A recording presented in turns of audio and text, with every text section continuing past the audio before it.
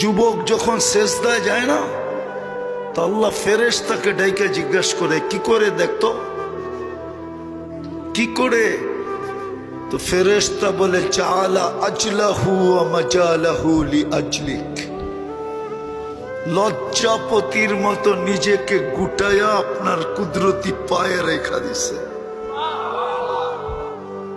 আল্লাহ সাথে সাথে বলে, ইন্নী উবাহি বিহিল মালাইকা, ও ফেরেশতারা, আমি তোমাদের উপরে এই যুবককে নিয়ে গৌরব করি, গৌরব গৌরব গৌরব গৌরব।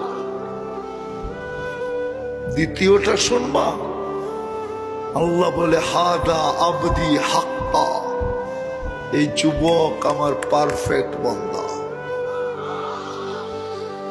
যখন যুবক মনের ভিতর থেকে, মনের ঠিকা সেজদার তসবিহ পড়ে না, সুবহান বলে যখন চিৎকার দেয়, সুবহান, আল্লাহ তুই পবিত্র। আল্লাহ বলে, আমাকে পবিত্র বললি, সেজদার থেকে উঠার আগে তোকে পবিত্র করলে দিলাম।